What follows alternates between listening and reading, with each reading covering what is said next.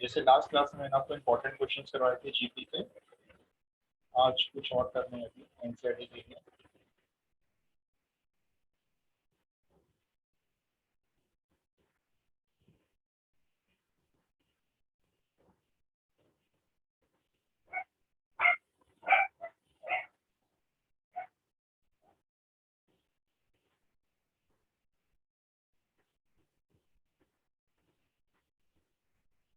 Question 9.2 का 11 question बता रहा हूँ बेटा, देखो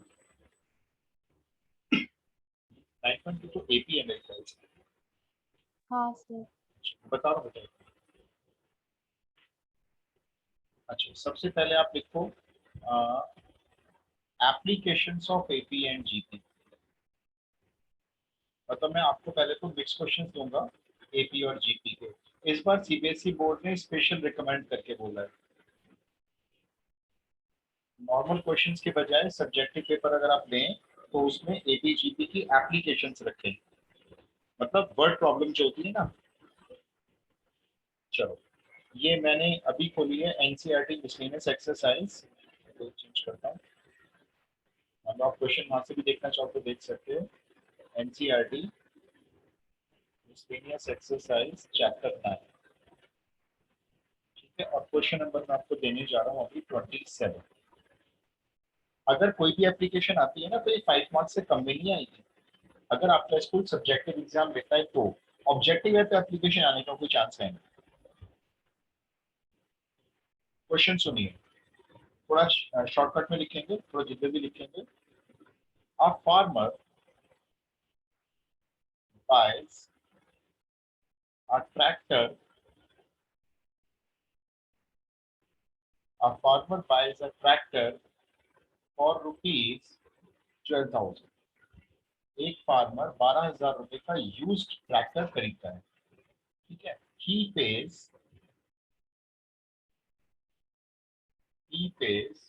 rupees 6,000 कैश, 6,000 तो वो कैश पकड़ा देता है। एंड द बैलेंस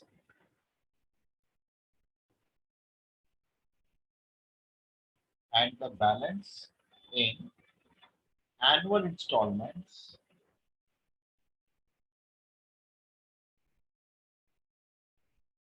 और जो बैलेंस अमाउंट है वो कहता है मैं एनुअल इंस्टॉलमेंट दूंगा ऑफ रुपीज 500, 500 रुपए की एनुअल, हर साल 500 रुपए देगा, plus 12% interest on the 12% interest on the unpaid amount. जितना भी अनपेड अमाउंट होगा उस पर 12% का वो उसके साथ में इंटरेस्ट भी पे करेगा 500 रुपए के साथ। अब क्वेश्चन है how much will the tractor cost him? How much will the tractor cost him? अब एक बार क्वेश्चन आपको फिर से बता देता हूँ। अब देखो इस क्वेश्चन को पढ़ के कहीं नहीं पता चल रहा है सीक्वेंस सीरीज का क्वेश्चन है, एपी जीपी का है, कुछ नहीं पता चल रहा है।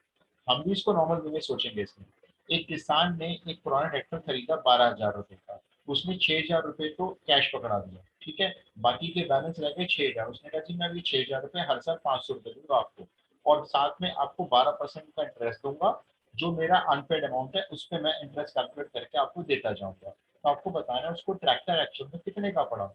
ये तो ऑब्वियस सी बात है 12,000 से ज्यादा का पड़ेगा, है ना। अब चलो पता लगाते हैं। आप लोगों ने क्वेश्चन नोट कर लिया? सर एक चीज समझ में आया, 2 मिनट। उसमें बोला कि अनपेड अमाउंट पे हाँ, 12%। मैं अभी समझाता हूँ, वही समझाऊंगा आपको, लिख के समझाऊंगा पूरा। अनपेड अमाउंट के कैसे आपसे पूछते जाऊंगा, बताते जाना। देखो अब पहले नोट कर लो, NCERT miscellaneous exercise question number 27।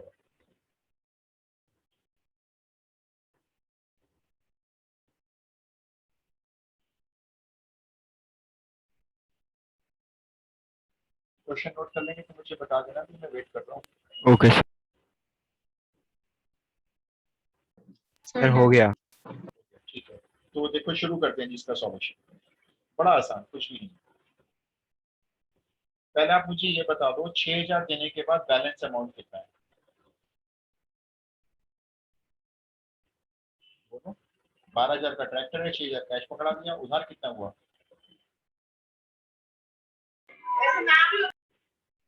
नहीं मालूम किसी को? 6,000. 6000। इसमें क्या हो गया, बताने में क्या अर्थ हो गया भाई? 12000 रुपए का ट्रैक्टर है, 6000 आप कैश पकड़ा के आ रहे हो, बैलेंस अमाउंट 600 रुपए, 6000 रुपए हो गया। अच्छा ये बता दो आप, 6000 रुपए को अगर 500 रुपए हर साल दोगे तो कितने साल तक पे करोगे? नंबर ऑफ ईयर्स बता दो। 12। बिल्कुल ठीक है भाई। और 500 रुपए हर साल दोगे तो डिवाइड कर दो, 12 साल तक आपको इंस्टॉलमेंट पे करनी है, मतलब आपको नहीं करनी, किसान को करनी है।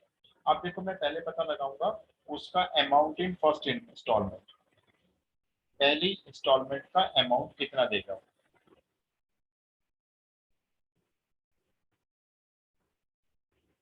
फिर 500 रुपए की बात तय हुई थी, 500 रुपए तो देगा ही देगा, प्लस ये देखो मैंने उसने बोला प्लस, यहाँ पे देखो प्लस, मैंने भी लिखा प्लस। अब 12% इंटरेस्ट चार्ज करो अनपेड अमाउंट पे।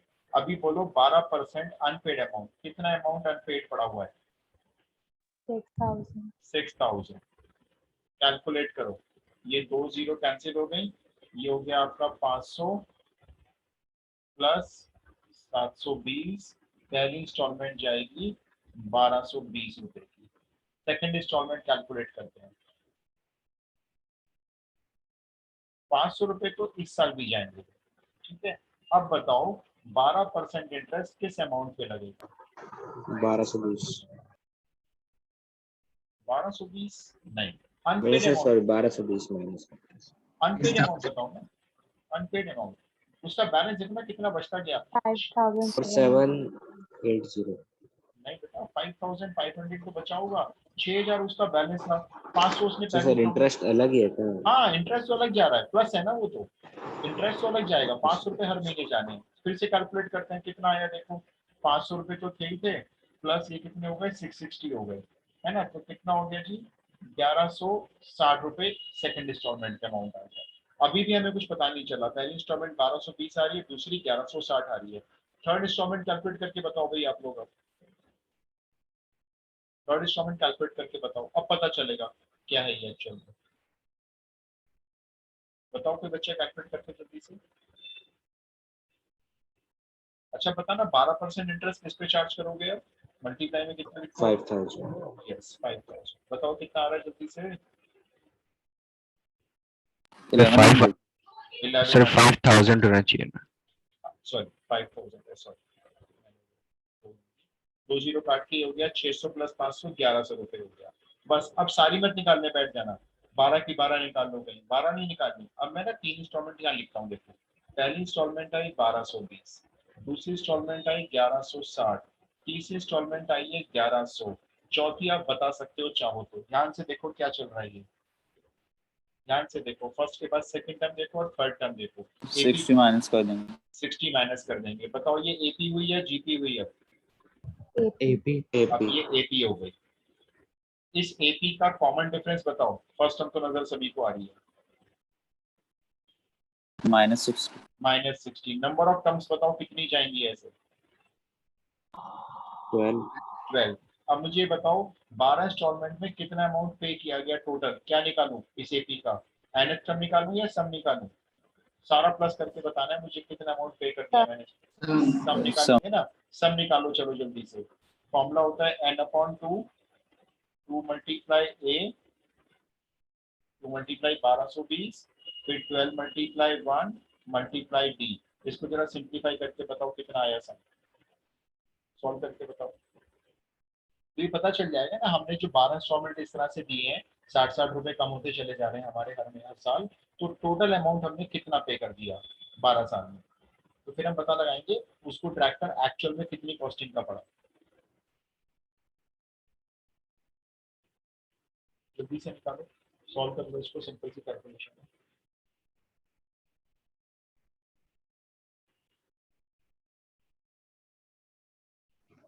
10,680. 10,680। ओके मैं लिख रहा हूँ, देखो आपका सुन के, मैं चेक नहीं कर रहा हूँ। तो एक बच्चा और चेक करवा दो तो क्रॉस चेक हो जाएगा ना। 10,680 है। स्टैंड आ रहा है 10,680। तो बता दो जी ट्रैक्टर की कॉस्ट उसको कितने की पड़ गई, टोटल ट्रैक्टर कितने का पड़ गया उसको। 16,600 16,600 यस 16,680। उसको ट्रैक्टर 12 साल बाद अगर वो कैलकुलेट करे तो मुझे कितना पैसा मैंने पे किया ट्रैक्टर का, 6,000 कैश दिया था वो, और इंस्टॉलमेंट में पे कर दिया उसने 10,680। उसको ट्रैक्टर पड़ गया 16,680 का। जबकि कैश खरीदा ना अगर वो तो 12,000 देने पड़ते उसको। उसने हिसाब लगाया 12 साल में सिर्फ 4,000 कुछ रुपए तो फालतू जा रहे हैं, तो इंस्टॉलमेंट में लेते हैं। इस क्वेश्चन में किसी को प्रॉब्लम है तो जल्दी से पूछोगे। सर Otherwise- एक बार पिछला पेज दिखा हाँ दो। ये लो ये देखो एक्चुअली करना, वरना मुझे लग रहा है कि ये आज भी नहीं खत्म हो पाएंगे, क्योंकि मुझे अब नेक्स्ट क्लास में साइंस वालों का स्टेट साइंस और कॉमर्स वालों के स्टैटिस्टिक्स स्टार्ट करनी है। तो इसमें बैच सर फिर से ये जो थर्ड इंस्टॉलमेंट है इसमें हमने 12% 5,000 पे क्यों दिया है? देखो ना आपके 500 रुपए पहले इंस्टॉलमेंट में चले गए, 500 रुपए दूसरी इंस्टॉलमेंट में चले गए, तो अनपेड अमाउंट कितना बचा, बैलेंस 6,000 छोड़ के आए थे आप, 1,000 रुपए लेस कर लो, 500 500 दे चुके हो क्योंकि आप, है ना। तो इसमें आपके 5,000 रह गए। जब आप चौथी इंस्टॉलमेंट में जाओगे ना तो वहां पे रह जाएंगे आपके 4,500। हर महीने हर साल सॉरी 500 रुपए पे करते जा रहे हो ना, तो अनपेड अमाउंट जो बचता जा रहा है उसका 12% निकालते जा रहे हो। ओके। भाई सबका हो गया, जल्दी से बताओ भाई, सारा कर दिया था मैंने आप। Yes, sir sir. आप एक और बार समझा दोगे ये क्वेश्चन? श्योर, एक बार फटाफट से सुनो क्वेश्चन क्या था। एक फार्मर है उसने एक पुराना ट्रैक्टर खरीदा 12,000 रुपए का। ठीक है क्वेश्चन सुन लो ऐसी वर्बली। उसने कहा मैं 6,000 आपको कैश दे दूंगा, बाकी के 6,000 मैं आपको इंस्टॉलमेंट में दूंगा। तो बात तय हो गई, ठीक है आप हमें इंस्टॉलमेंट में देना। 6,000 रुपए कैसे दोगे, उसने कहा मैं आपको हर साल 500 रुपए दूंगा, हर साल 500 रुपए हर साल दूंगा, और इसमें प्लस करूंगा वो 12% इंटरेस्ट दूंगा मैं आपको जो मेरा अनपेड अमाउंट है। तो किसान ने बात तय कर ली, हमने कहा ठीक है जी। अब हमने शुरू किया इसकी पहली इंस्टॉलमेंट कितने की जाएगी। देखो बैलेंस अमाउंट है 6,000। 6,000 को अगर आप 500 रुपए हर साल दे रहे हो तो 12 साल तक देने होंगे, है ना। नंबर ऑफ ईयर्स 12 साल आ गए। अब आपने पहले कैलकुलेट करी फर्स्ट इंस्टॉलमेंट, 500 रुपए दिए पहले इंस्टॉलमेंट के, और 6,000 उसका बैलेंस पड़ा हुआ था, तो 12% निकाला 6,000 का, 720 आया प्लस 500, पहली इंस्टॉलमेंट जाएगी 1,220। अब सेकंड इंस्टॉलमेंट फिर से 500 रुपए जाएंगे सेकंड इंस्टॉलमेंट में, लेकिन अब 12% इंटरेस्ट जाएगा किस अमाउंट पे जाएगा, 6,000 पे नहीं जाएगा। 6,000 में से 500 दे तो दिए थे लास्ट ईयर, तो अब जाएगा 5,500 पे 12% का इंटरेस्ट। इंटरेस्ट कैलकुलेट किया 660 आया प्लस 500 की इंस्टॉलमेंट आई 1160 सेकंड बन गई। इसी तरह से थर्ड निकाली हमने, उसमें 5,000 रह गया अनपेड अमाउंट। अब आगे मत निकालो, सारी थोड़ी निकालेंगे, तीन इंस्टॉलमेंट को सीक्वेंस में लिख लो और खुद चेक करो एपी या जीपी में से क्या दिखाई देगी। तीन टर्म से ही पता चल जाता है वो एपी है या जीपी है, कुछ भी नहीं है। तो देखो इसमें 60-60 का डिफरेंस आ रहा है हर बार, तो ये एपी हो गई, फर्स्ट टर्म हो गई, कॉमन डिफरेंस हो गया, नंबर ऑफ टर्म्स हो गई 12, हमने सब निकाल दिया इंस्टॉलमेंट्स का, कितना अमाउंट आ गया। Got it? Yes sir okay. अब आप मेरे को ना फटाफट से क्वेश्चन करके दिखाओ, सेम पैटर्न का क्वेश्चन है, मिसलेनियस का क्वेश्चन नंबर 28 है ये, थोड़ा जल्दी से करना भैया जरा ये वाला। इसमें है कि शमशाद, शमशाद भाई ने स्कूटर खरीद लिया एक। ठीक है, इन्होंने स्कूटर खरीदा, मैं यहाँ पे लिख देता हूँ, फॉर ₹20,000 का, नहीं 22,000 का। Shamshad buys a scooter for ₹22,000। इन्होंने भी क्या किया, कैश दे दिया 4,000 रुपये। इन्होंने कहा 4,000 तो कैश ले लो जी अभी, और बाकी का जो बैलेंस है, balance is paid, balance is paid in annual instalment. इन्होंने भी यही किया फार्मर की तरह से, एनुअल इंस्टॉलमेंट मान ली अपनी, एनुअल इंस्टॉलमेंट ऑफ ₹1,000। इन्होंने बांध दिया जी 1,000 रुपए की एनुअल इंस्टॉलमेंट प्लस 10% इंटरेस्ट, बिल्कुल सेम है देखो आप क्वेश्चन ये, 12% sorry 10% interest on unpaid amount. पूरा क्वेश्चन सेम है, फटाफट से बता दो। How much will the scooter cost him? How much will the scooter cost him? कितने का पड़ेगा इनको स्कूटर ये?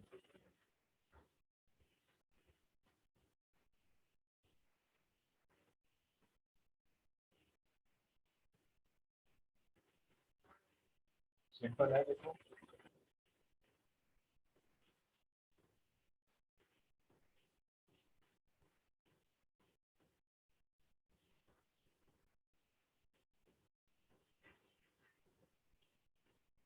अगर ये एप्लीकेशन आज भी खत्म नहीं हुई तो मैं एक काम करूंगा, नेक्स्ट क्लास में हर क्लास में दो दो एप्लीकेशन करते जाएंगे और प्लस चैप्टर स्टार्ट करना है मेरे को। मैं टाइम कम बचा है, चैप्टर भी सारे बचे लग रहे हैं, ऐसा लग रहा है अभी रिवीजन भी करवाना है।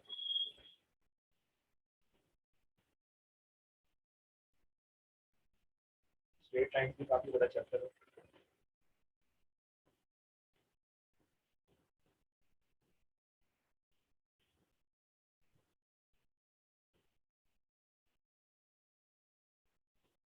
अभी जल्दी से करेगा तो क्वेश्चन आंसर चलता है।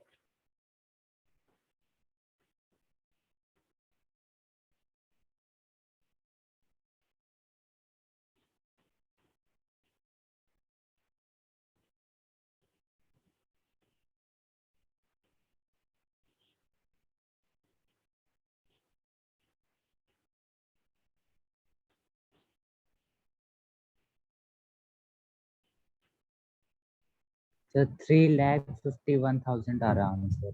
अरे बाप रे, स्कूटर है कार है? 22,000 का स्कूटर 3 लाख का पड़ेगा? क्या बात कर रहे हो भाई? दोबारा चेक करोगे, इतना मान ही नहीं सकता। कभी भी ना खरीदूं मैं तो, और ना शमशाद को चला दूं कि स्कूटर खरीदो इंस्टॉलमेंट की। 3 लाख का पड़ेगा? देखो आंसर एक बार, चलो। क्योंकि देखो ना, हिसाब लगाओ, 3 लाख का स्कूटर कैसे पड़ जाएगा? बहुत ज्यादा, भी डबल हो जाएगा 22,000 के। 39,100। हाँ वो हो सकता है, वो मान सकता हूँ मैं। 3 लाख की हाँ सर, ये So सर 39,000 कैलकुलेशन मिस्टेक हो गई, 39,000 की। हाँ अब ठीक आ रहा है, मैंने चेक कर लिया, आंसर यही आ रहा है जी। जो कॉस्टिंग पड़ेगी शमशाद को स्कूटर की, वो दी हुई है 39,100, है ना? यही आ रहा है ना? बताओ भी, बाकी बच्चे बताओ जल्दी से, थोड़ा स्पीड से बताओ भाई। सेम क्वेश्चन दिया है, देखो ये। पहली instalment 1,000 plus 10% interest, balance amount का, बैलेंस अमाउंट है 18,000। फिर सेकंड इंस्टॉलमेंट कैलकुलेट करोगे 1,000 फिर से, प्लस फिर से 10% किसका? 18,000 में से 1,000 चले गए, 17,000 का। फिर ऐसे थर्ड इंस्टॉलमेंट 1,000 प्लस फिर से 10% इंटरेस्ट, कितने अमाउंट पे? 16,000 पे। बस इससे 3 इंस्टॉलमेंट आ जाएंगी, एपी बन जाएगी, उस एपी का सम निकाल देना। अच्छा, इंस्टॉलमेंट कितनी जा रही है? अक्षर राइट आंसर है। इंस्टॉलमेंट जाएंगी कितनी टोटल वैसे? नंबर ऑफ इंस्टॉलमेंट्स बताओ कितनी जाएंगी? आप लोगों को तो बोलना बड़ी शर्म आती है। कितनी जाएंगी? 18। 18 इंस्टॉलमेंट्स। हाँ तो ठीक है ना भाई, 18,000 का बैलेंस अमाउंट है, 1,000 रुपए हर साल दोगे तो 18 बार देना पड़ेगा। ठीक कह रहे हो? तो बस एपी बना लेना, और एपी का सम निकालना 18 टर्म्स का हो जाएगा। मैं हटा दूं ये क्वेश्चन, अगला दे दूं? Yes sir. चलो Yes, sir. अब आप लिखो, मिसलेनियस का है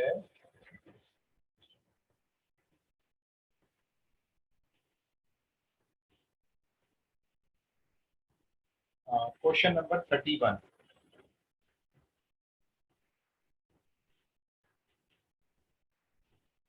क्वेश्चन ध्यान से सुनो। A manufacturer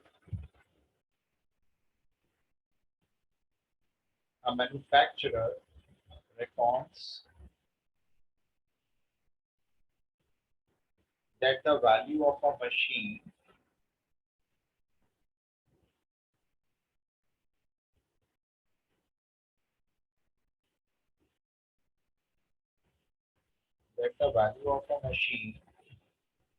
which cost him rupees 15625 15,625 will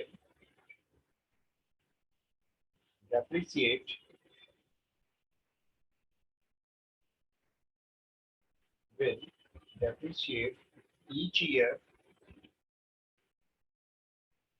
by 20%, comma, find the estimated value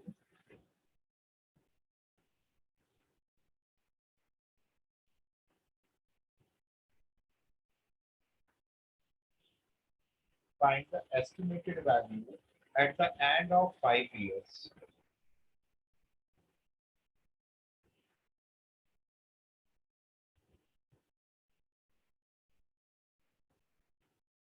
ये क्वेश्चन, ये सब क्वेश्चन देखो रियल लाइफ से रिलेटेड कहीं ना कहीं है। ऐसे रियल लाइफ में पॉसिबल हो सकता है, मतलब कोई हाइपोथेटिकल कंडीशन नहीं आती इन क्वेश्चंस में। ऐसा लगता है कि हाँ भाई ये चीज तो हो सकती है, तो यहाँ पे मैथमेटिकल स्किल काम आते हैं फिर उसको कैलकुलेट करने में। अब सुनो क्वेश्चन क्या है। एक मैन्युफैक्चरर हिसाब लगाता है कि उसकी जो मशीन की वैल्यू है, जो उसको अभी कॉस्टिंग कर रही है, 15,625 की मशीन खरीद लाया। कोई भी मशीन ध्यान रखो समय के साथ कभी उसके पैसा बढ़ता नहीं है। आप कार खरीदते हो, स्कूटी खरीदते हो, तो क्या कार कभी आप महंगी बेचते हो, रीसेल करते हो, तो जितने की कार खरीदते हो उससे बहुत कम में बिकती है वो, क्योंकि मशीन है। तो मशीन धीरे धीरे टाइम के साथ साथ ईयर एंड ईयर उसकी कॉस्टिंग लेस होती जाती है, वो स्क्रैप में जाती है एक तरह से, है ना। तो अब ये हिसाब लगा रहे हैं कि भाई इसकी जो मशीन की कॉस्ट है हर साल 20% डेप्रिशिएट होती है। डेप्रिशिएट का मतलब है वैल्यू कम होती है। तो आपको बतानी है 5 साल बाद उसकी मशीन की वैल्यू कितनी रह जाएगी, जो आज उसको 15,625 की पड़ती है। ठीक है। अब देखो फिर से लग रहा है कि कोई क्वेश्चन नॉर्मल है, भाई एपीजीपी का कोई हिसाब किताब बन नहीं रहा है इसमें। फिर भी मैं आपको पहले 1 साल के एंड में इसकी वैल्यू निकाल के दिखाता हूँ। ठीक है, 1 साल के एंड में देखो, उसके बाद फिर आप मेरे को सेकेंड ईयर के एंड में वैल्यू बताना। Value at the end of first year. First year के एंड में इसकी क्या वैल्यू रह जाएगी। ये बात तो पक्का है 15,625 से कम हो जाएगी, भी ज्यादा तो होगी ही। मशीन की कॉस्ट तो डिप्रिसिएट हो रही है। कैसे निकालेंगे देखो, अभी जितनी वैल्यू है वो लिख लो, उसमें से माइनस करो, 20% डेप्रिशिएट होगी वैल्यू, मतलब करंट वैल्यू का 20%। 20%। इसको सॉल्व कैसे करना है, इसको काटाकाटी मत करना, तो समझदारी से काम लेना। 15625 कॉमन ले लो, यहाँ रह जाएगा 1 माइनस 20/100। हाँ, 20/100 को सॉल्व करके आप 1/5 कह सकते हो, तो ये रह गया यस सर। 15625 मल्टीप्लाई 4/5। इतने रुपये वैल्यू रह जाएगी 1 साल के बाद। ये 15625 से कम ही आएगा अगर इसको सॉल्व करना। सॉल्व मत करना, भी ऐसे ही रखो, बताऊंगा इसका रीजन। ठीक है, ये तो हो गई जी 1 साल के बाद वैल्यू। अच्छा अब बताओ, 1 साल के बाद और जैसी सेकेंड ईयर की स्टार्टिंग होती है, 1 साल पूरा निपट गया, ठीक है, 1 साल 1 जनवरी को मशीन सर 5120 आंसर। 5120 मैं चेक कर लेता हूँ। ये सर यही आ रहा है 5120 भी। आपको तो कर लिया भाई। अच्छा चलो फिर आप ही बता दो मेरे को, value at the end of 2 years बताना, सेकेंड ईयर। सर हम सीधा क्या बोलते हैं, इसमें हम वो जीपी का वो ले लेंगे सर फॉर्मूला, और इसमें क्या बोलते हैं एन की पावर 5 रख लेंगे ना, तो आंसर आ जाएगा। हाँ, मेरा क्वेश्चन यही है, आपको कैसे पता चला कि ये जीपी है। सर ये मल्टीप्लाई में था, मल्टीप्लाई होगा हाँ ना। बिल्कुल सही, ये जो आ रहा है ना, ये मल्टीप्लाई में जो आया 4/5, इससे पता चला। चलो मैं फिर भी एक काम कर रहा हूँ, मैं तो नॉर्मल सोच रहा हूँ, मुझे नहीं पता कि एपी जीपी पीपी क्या है ये। तो भाई मेरी 1 साल के बाद मशीन की कॉस्ट इतनी आ गई। अब मैं क्या करूंगा, सेकंड ईयर के बाद जब मशीन की कॉस्ट निकालूंगा, 15625 इंटू 4/5, ये मेरी लास्ट ईयर की कॉस्ट थी, लास्ट ईयर का एंड हो गया था। इसमें से फिर माइनस करेंगे, क्या माइनस करेंगे, 15625 इंटू 4/5 का 20%, जितनी कॉस्ट रह गई थी उसका फिर से 20%, फिर कॉमन लेंगे 15625 इंटू 4/5 कॉमन। तो यहाँ पर ब्रैकेट में रह जाएगा 1 माइनस 20/100। 20/100 का मतलब 1/5। तो ये लो जी, 2 साल के बाद उसकी कॉस्ट आ रही है 15625 इंटू 4/5 इंटू 4/5, 4/5 का स्क्वायर। अब पता चला, देखो एक साल के बाद कॉस्ट थी 15625 इंटू 4/5, दूसरे साल के एंड में कॉस्ट हो गई 15625 इंटू 4/5 का स्क्वायर। अब तो आप बता सकते हो कि जब थर्ड ईयर का एंड होगा तो कॉस्ट कितनी होगी। अब आपको दिख गया इसमें क्या हो रहा है, 4/5 लगातार मल्टीप्लाई होता चला जा रहा है, तो ये एक जीपी फॉर्म कर रहा है। अब इन्होंने तो पूछा है 5 साल के एंड में, 5 साल के एंड का मतलब ये है 4/5 का, बार 4। यस ये सेकंड का एंड है, ये थर्ड का एंड हो जाएगा, तो आपको सिंपल सिंपल इस जीपी की फिफ्थ टर्म निकालनी है, और फिफ्थ टर्म होती है AR4। बस सॉल्व कर दो इसको। तो ये जो थी सर देखो, बट फिफ्थ पावर होगी ना हाँ मतलब नहीं, AR4 तीसरे साल के सर। end- फर्स्ट में तो हम ए आर मल्टीप्लाई कर रहे हैं, लेकिन जीपी में तो ए होती है फर्स्ट। हाँ तो यही तो हमारी ए है भाई, एक साल के एंड में ए यही तो मानी जाएगी ओके सर। भाई। एक साल के एंड के बाद जो वैल्यू आई वो फर्स्ट टर्म हो गई आपकी, सेकंड साल के बाद जो वैल्यू आई वो सेकंड टर्म हो गई, थर्ड साल के बाद जो आई वो वो आपकी थर्ड टर्म हो गई, तो फिफ्थ टर्म होगी आपकी 5 साल के बाद वाली, तो ए तो हो जाएगा ये इतना into 4/5 to the whole power 4। मैं कुछ गड़बड़ कर रहा हूँ ना, मुझे ऐसा लग रहा है। ये है आपकी वैल्यू आफ्टर 1 ईयर, ये है आपकी वैल्यू आफ्टर सेकेंड ईयर, फिर है आपकी वैल्यू ये third year after third year. Sir आप फर्स्ट को ए आर ले रहे हो ना, ए हाँ होती है ठीक तो है, ठीक है, ये यहाँ पे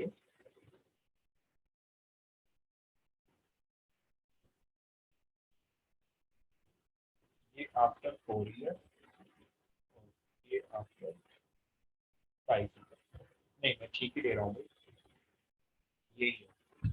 अब देखो आपने फिफ्थ टर्म निकालनी है, तो फिफ्थ टर्म क्या होगी, AR4 होगी। ए क्या है, ए है 15625 इंटू 4/5, ये ए है, मल्टीप्लाई आर कितना है इसका 4/5 होल पावर 4, तो मल्टीप्लाई करने पर आ जाएगा 15625 इंटू 4/5 होल पावर 5 हो गया ये और ये मल्टीप्लाई हो गया। मैं इसी को ले रहा हूँ फर्स्ट टर्म, यही first sir first term first term में आपकी 15625 नहीं है, देखो दोबारा समझो मेरी बात। अभी जब 0 ईयर का एंड हुआ है तो कॉस्ट है 15625 स्टार्टिंग है, ये इनिशियल कॉस्ट है, ठीक है। आफ्टर 1 ईयर, एक साल के बाद कितनी कॉस्ट आई 15625 इंटू 4/5, उसके बाद आफ्टर 2 ईयर कितनी कॉस्ट आई 15625 इंटू 4/5 का होल स्क्वायर, वो तो आप पैटर्न से बता सकते हो।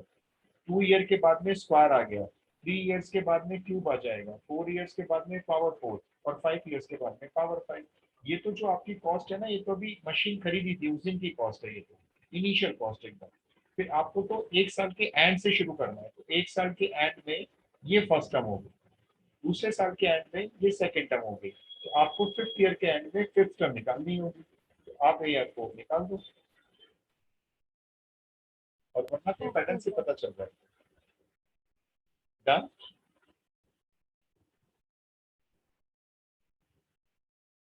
Yes sir. अच्छा एक अपना आप ये भी नोट करो, जो पॉपुलेशन वाले क्वेश्चन होते हैं ना, पॉपुलेशन हमेशा बढ़ती है, बहुत कम कोई स्टेट या कोई कंट्री में पॉपुलेशन घटती है, तो पॉपुलेशन में भी हमेशा जीपी बनती है। मान लो मैंने कहा पॉपुलेशन इज ग्रोइंग समवेयर, कोई भी सिटी या कुछ आप मान लो, एट द रेट ऑफ 5%, मान लो, ठीक है, 5% के रेट से पॉपुलेशन बढ़ रही है। So find the population after 10 years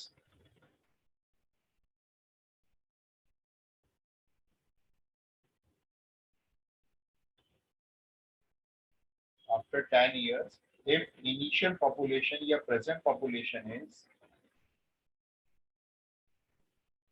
कैसे रैंडम क्वेश्चन दे दिया मैंने, इनिशियल या प्रेजेंट कह सकते हो, अभी जो पॉपुलेशन है वो 10 लाख है,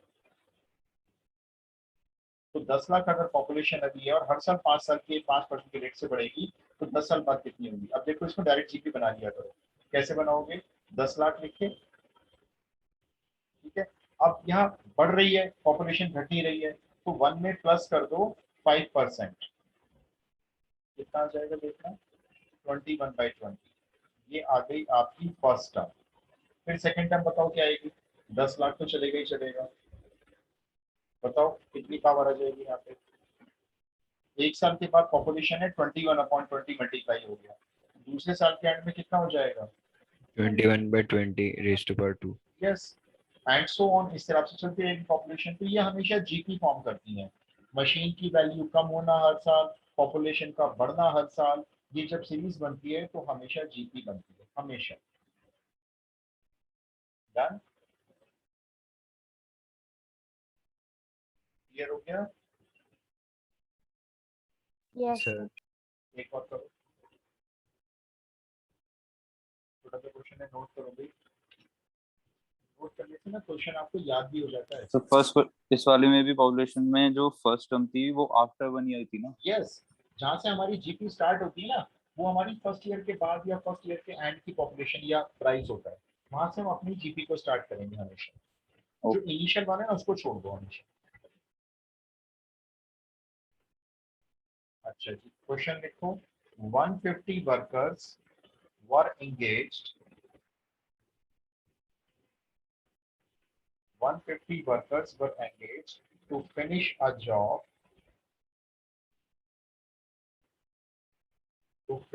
job in certain number of days. In certain number of days. So stop. Four workers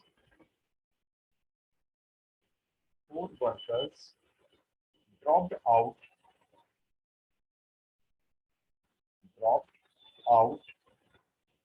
समझते हो ड्रॉप्ड आउट का मतलब क्या होता है? ड्रॉप्ड आउट, जी को समझता है ड्रॉप्ड तो आउट? हट गए। यस, हट गए। 4 वर्कर ड्रॉप्ड आउट होते हैं on second day,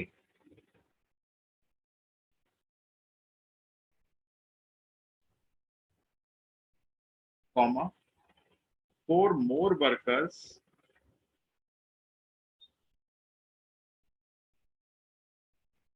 dropped out on third day.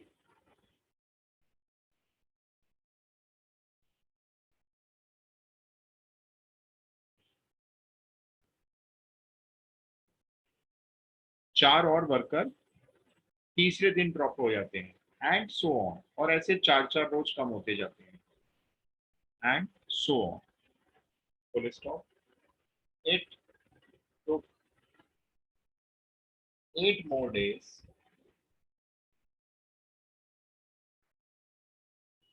to finish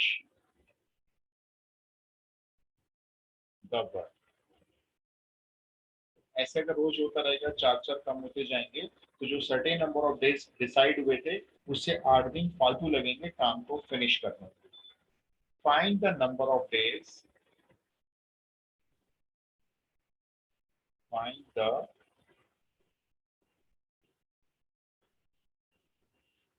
number of days in which the work was completed।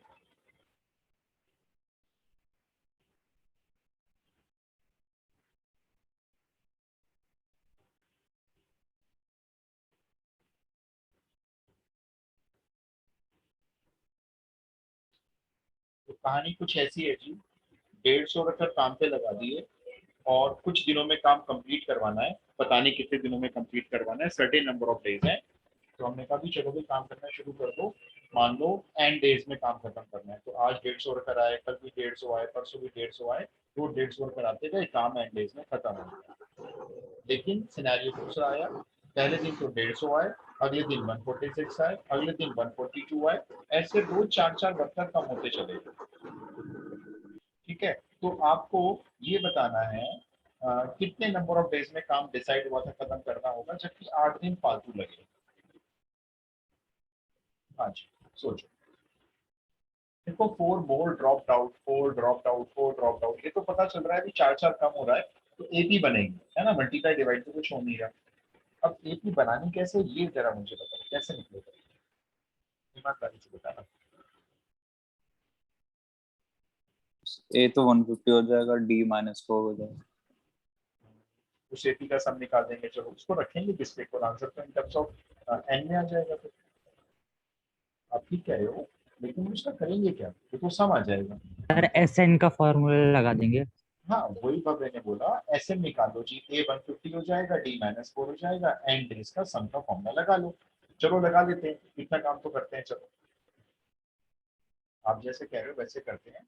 S N का फॉर्मूला लगाते हैं, n/2 ब्रैकेट 2 × 150, ठीक है, प्लस n-1 × -4।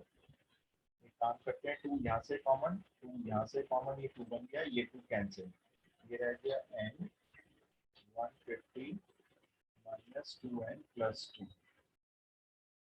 तो ये फाइनली आ गया 152n - 2n²। अब करूँ क्या इसका, Sn तो आ गया, इसका करना क्या है। सर हम ये n को x + 8 के टर्म्स में कर सकते हैं ना। वो तो फिर x में आ जाएगा आंसर, भाई n को हटा के आप x + 8 कर दो। चलो सुनो मैं सर आपको ये बताता SN की जगह हम 150x भी तो रख सकते हैं, उससे फिर वो क्वाड्रेटिक इक्वेशन बन जाएगी, फिर हम उसको सॉल्व कर लेंगे। हूं। ठीक है, अब मैं आपको ना ये चीज समझाता हूँ, आपने बिल्कुल ठीक बताया बेटा। वैसे देखो जी, होगा क्या, 2 सिनेरियो है, हम टोटल वर्कर्स काउंट करेंगे,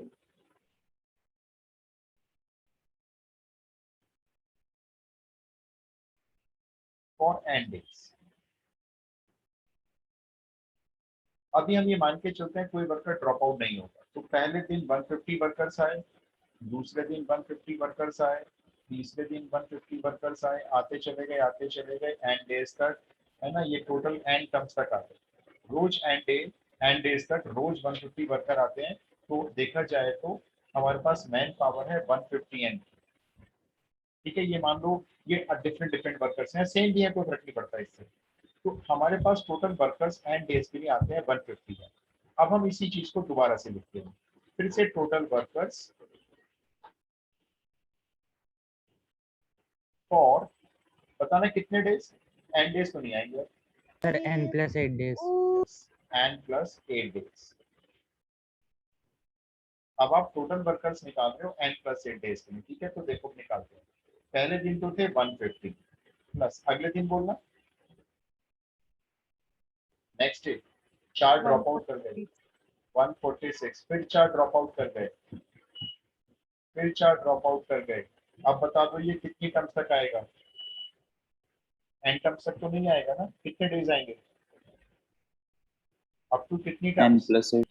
यस, तो वहां पे देखो आपने यही गलती की, आपने मुझसे जो सम निकलवा दिया था ना ऊपर ये वाला, वो एंड डेज का निकलवा दिया था, है ना, जबकि आपके जो 150 वर्कर्स थे वो थे एंड डेज, आपके तो वर्कर लगातार कम होते जा रहे थे, तो नंबर ऑफ डेज 8 बढ़ा दिया हमने उस तरफ।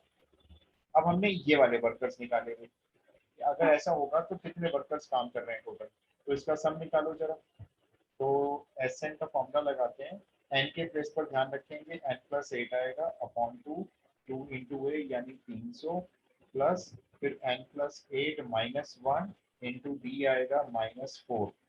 सिंप्लीफाई कर लेते हैं इसको भी, ये एन प्लस 8 अपॉन 2, ब्रैकेट में से 2 बाहर मैंने कॉमन निकाल दिया, ये रह गया 150 और यहाँ रह जाएगा -2, एन प्लस 7 इंटू -2, 2 कैंसिल, अब ये n प्लस 8 तो भारी रहेगा, ये हो गया 150 - 2n - 14, तो ये हो गया n प्लस 8 1 ब्रैकेट, और ये कितने बचे 134 नहीं 136 -2, ठीक है, ये SN आ गया। ये वो वर्कर्स आ गए जिन्होंने n प्लस 8 डेज वर्क किया, सेकेंड कंडीशन। और फर्स्ट कंडीशन में टोटल वर्कर्स काम कर रहे थे 150। तो अगर हम काम की निगाह से देखें, काम की व्यू से देखें, तो 150 and total number of workers ने जो काम किया वही काम इन लोगों ने भी किया, तो इन दोनों को आपस में इक्वेट कर दो अब अगले स्टेप में। मतलब 150n is equals to n plus 8 into क्या आएगा 136 minus 2। यहाँ मैंने 150 को 75n बना दिया, 2 से डिवाइड कर दिया। मालूम क्यों? क्योंकि इस ब्रैकेट में से मुझे 2 कॉमन नजर आ रहा था। 68 माइनस n। अब जरा इसको मल्टीप्लाई करके अब बताओ मेरे को n की वैल्यू क्या है। बनाओ यहाँ पे क्वालिटी का।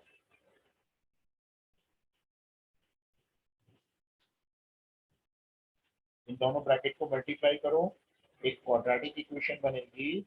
वहां से जरा n बताओ तो पता चलेगा एक्चुअल में कितने डेज में काम हो रहा है।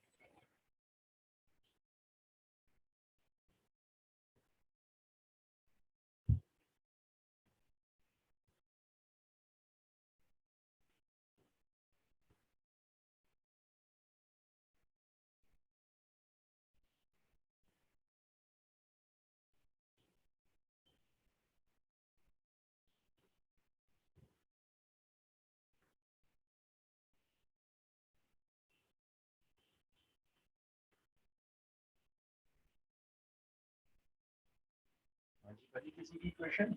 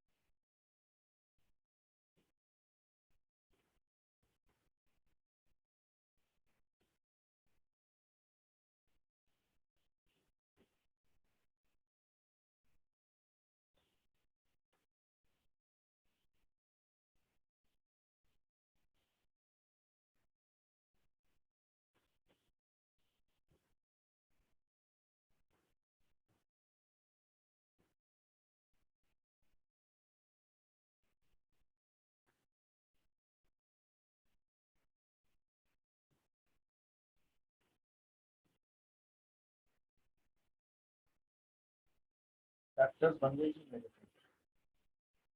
32 और 17 बन रहे हैं। अब तो बता दो n की value. Splitting the middle term लगाओ, 32 और 17 में ब्रेक करो बीच वाली टर्म को।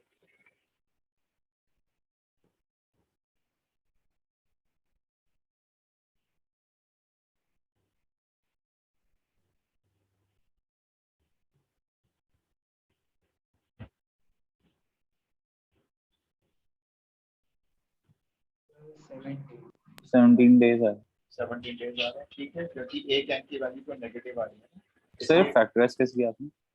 मैंने तो देखो 544 का ऐसे मिल गया, देखो रफ में ये रहा, और मैं 2 से डिवाइड करता चला गया, लास्ट में 17 आया, तो सारे 2 मल्टीप्लाई करके बना 32 और 17 अलग रख के दिया, प्राइम नंबर है तो सर 2 से 32। फैक्टराइज करेंगे तो ऐसे हर बार आ जाता है? हाँ क्यों नहीं आएगा भाई, एलसीएम लो, फैक्टर्स तो पक्का बनेंगे। और अगर फैक्टर नहीं बन रहे हैं मान लो, तो वो लगाओ इसमें 10 क्लास वाला क्वाड्रेटिक फॉर्मूला, लेकिन वो टाइम कंज्यूमिंग जॉब हो सकती है क्योंकि नंबर काफी बड़े बड़े दिख रहे हैं मुझे इसमें, वरना फैक्टर्स हो जाते हैं। अब देखो आपने ना जैसे अब ये क्वेश्चन कर दिया, अब इस क्वेश्चन को आपको क्या पार्ट डिफिकल्ट लगा, आपने कहा भी इसमें फैक्टर्स वाला पार्ट डिफिकल्ट है, तो आप इसके फैक्टर्स याद कर लो और एन की वैल्यू 17 याद करो, है ना? तो कुछ बच्चे ऐसे ही करते हैं जहाँ उनको लगता है भाई ये क्वेश्चन भी इंपॉर्टेंट है, अलग सा क्वेश्चन है, और इसका एक पार्ट हमें प्रॉब्लमेटिक लग रहा है जो फैक्टर्स वाला पार्ट है, तो इसमें फैक्टर्स को याद कर लेते हैं ताकि एग्जाम में टाइम बचाएंगे अपना। और ऐसे क्वेश्चन जब आते हैं तो हूबहू आते हैं, कोई फिगर कोई डिजिट चेंज भी नहीं की जाती। 150 वर्कर बोला है तो 150 ही आएंगे, 4 कम हो रहे हैं रोज के तो 4 ही कम करवाएंगे आपसे, इसमें नहीं करेंगे चेंज। पहली क्वेश्चन हॉट से ले लीजिए। सर जो हमने इक्वेट कर रहे हैं ये नंबर ऑफ डेज इक्वेट कर रहे हैं क्या? हमने actually number of workers equate कर दिए, 150 एन डेज में कितने वर्कर्स ने काम किया, 150 एन वर्कर्स ने काम किया, सारे वर्कर्स का सम आ गया, और एन प्लस 8 डेज में कितने वर्कर्स ने काम किया, इतने वर्कर्स ने काम किया। ये आपस में इक्वल क्यों है? क्योंकि जो टास्क ये कर रहे हैं वही टास्क ये भी कर रहे हैं, ये एन डेज में कर रहे हैं सारे मिलके, और ये सारे वर्कर एन प्लस 8 डेज में कर रहे हैं। तो वर्कर वर्कर के इक्वल है, काम की निगाह से, कार्य की दृष्टि से दोनों वर्कर्स आपस में इक्वल है। वैसे भी दो आदमी इक्वल थोड़ी होते हैं, कभी सोचो, मैं कह रहा हूँ भाई मिस्टर एक्स मिस्टर वाई के इक्वल है, कोई सेंस ही नहीं बनती, दो आदमी तो आपस में इक्वल नहीं होते। लेकिन अगर हम कह रहे हैं हाँ मिस्टर एक्स ने एक दिन में इतना काम किया है, मिस्टर भाई ने भी उतना ही काम किया जितना एक्स ने किया, तो दोनों आपस में इक्वल कर जाते हैं काम की निगाह से, वैसे नहीं।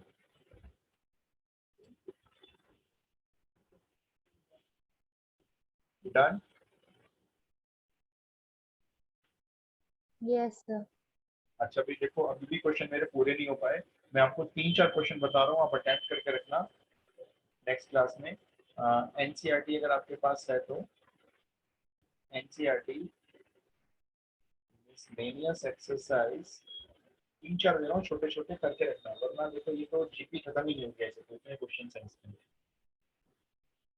मतलब सीक्वेंस सीरीज, सॉरी जीपी नहीं, सीक्वेंस सीरीज। इसमें एक आप करना मिसलेनियस एक्सरसाइज का चैप्टर 9 है ये, क्वेश्चन नंबर 3, 5,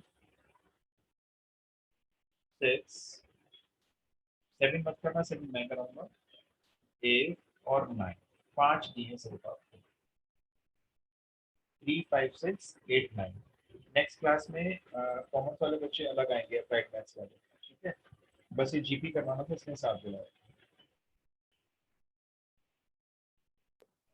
फिर एनसीईआरटी नहीं है सर। एनसीईआरटी नहीं है यस सर। तो मैं एक काम करूंगा यश, मैं क्लिक करके भेज देता हूँ आपको, ठीक है। Okay sir, thank you sir. चलिए फिर हम लोग नेक्स्ट क्लास मिलते हैं। साइंस वाले ऑप्शन को मैं स्ट्रेट लाइन चैप्टर शुरू करूंगा, चैप्टर नंबर 10, बहुत इंपॉर्टेंट है। Okay, okay sir. Applied applied में स्टैट्स शुरू करेंगे। मैं पहले देखता हूँ सिलेबस में क्या बचा है, जो टर्म 1 का सिलेबस है ना वो चेक कर लेता हूँ मैं, उस सिलेबस के हिसाब से करेंगे जो बचा होगा। स्टैट से कर लेंगे सर। स्टैट्स कर लेते हैं, स्टैट्स पूरी आ रही है फिर। फिर उसमें वो नहीं आ रहा सर, मूवमेंट्स बस, बाकी सब आ रहा है। हाँ स्टैट्स आसान है, बहुत आसान है। इंटीग्रेशन है, वेरिएंस है, क्वाड्रेंट डिवीजन है, और क्या है, कोरिलेशन नहीं है मेरे ख्याल से, मतलब बेसिक बेसिक चीज है। कोरिलेशन है सर। कोरिलेशन है आपका, ये 12th में हो। यस सर, है सर कोरिलेशन। इसमें रैंक कोरिलेशन होगा, कार्ल पियर्सन का होगा, तो चलो देख लेंगे, मैं करा दूंगा नेक्स्ट क्लास में, ठीक है।